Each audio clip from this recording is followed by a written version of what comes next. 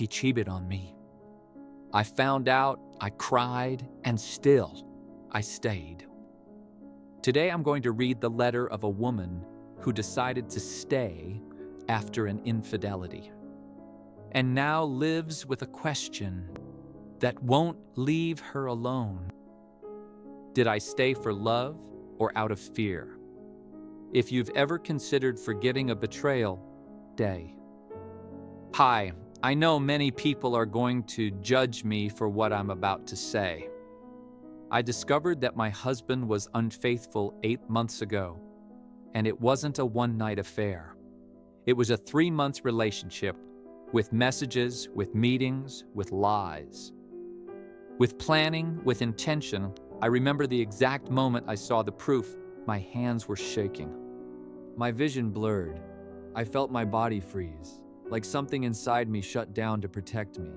I didn't scream. I didn't throw things. I didn't make a scene. I stayed silent, staring at everything I thought my life was, collapsing in front of me. It's strange how betrayal doesn't always explode. Sometimes it numbs you. I confronted him. He denied it. Then he minimized it. Then he blamed stress. Then he admitted it. Then he cried. Then he begged. Then he promised. He said it was a mistake. He said it meant nothing. He said he was lost. He said he loved me, and I thought I would leave. I really did. I imagined packing a bag, calling a lawyer, telling my family, starting over. But I didn't. Everyone says that when there's infidelity, you should leave.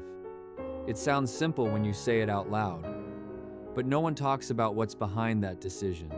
Years together, children, shared dreams, shared struggles, shared history, the house we built, the routines we created, the life that didn't just belong to me. Fear of starting over alone, fear of failing, fear that my children would grow up in a broken home, fear of being judged, fear of not being enough for someone else, fear that maybe this was the best I would ever have. He asked for another chance. He promised therapy and transparency, access to his phone, location sharing, change, and a part of me wanted to believe him. Not because I'm naive, but because I loved him, because I loved the version of us that existed before this. Because leaving meant accepting that everything was over, and staying meant trying to save something that still felt alive inside me. So I stayed, not in a moment of weakness, but in a moment of confusion. I thought that after forgiveness, everything would slowly return to normal. I thought love would cover the crack. But no one prepared me for what staying actually feels like. The paranoia, the anxiety, the hypervigilance, the constant scanning of his tone, his face, his movements.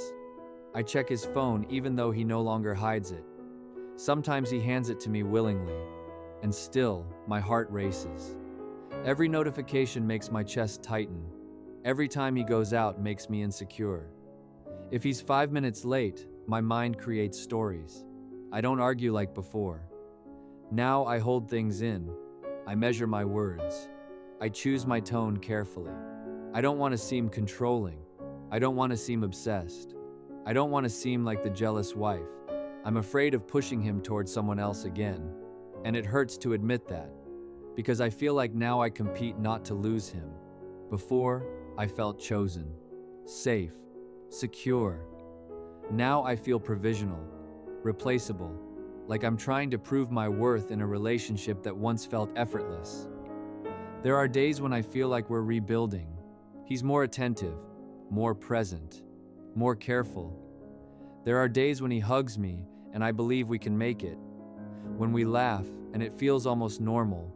But there are nights when I close my eyes and see the messages, the words he wrote her, the tone he used, the intimacy he shared, and everything comes back like a wave. I don't know if I can love the same way, and I don't know if it's even possible to love without that layer of fear now. And the hardest thing I'm going to say is that sometimes I look at him and I don't see the man I met. And the hardest thing I'm going to say is that sometimes I look at him and I don't see the man I met. I see the man who betrayed me. I see the version of him capable of deception. And I don't know if that image ever fades completely. I want to say something very important here. Staying after infidelity is not automatically weakness. Leaving is not automatically strength either. What matters is the foundation beneath the decision. Did you stay because there is real remorse, real accountability, real transformation, or because you're afraid of what your life looks like without him? Because if you stay out of fear, the structure of the relationship changes. You start tolerating things you once wouldn't. You start silencing your discomfort. You start shrinking to maintain stability.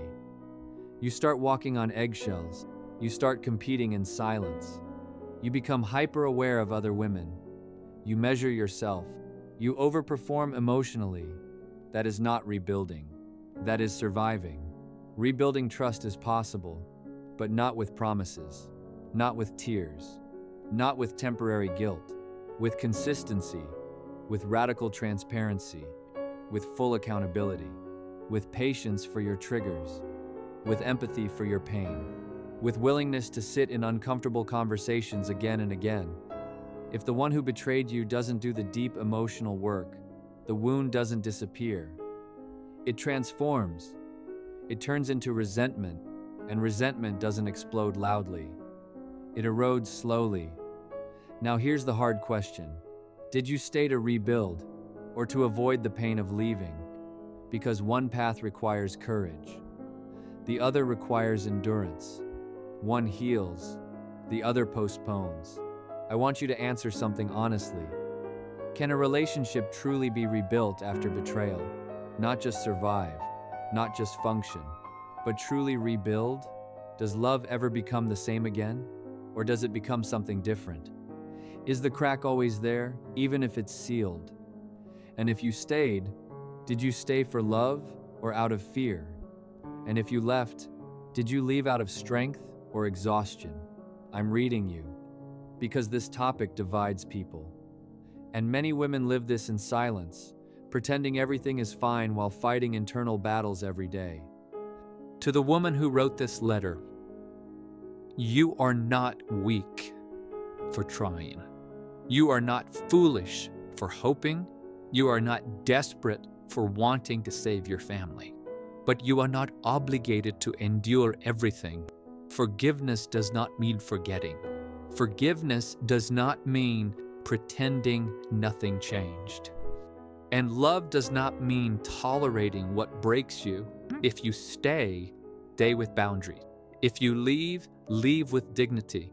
But in either case, do not abandon yourself. If this story resonated with you, subscribe. Here we talk about what happens after betrayal, the part no one prepares you for. See you in the next video.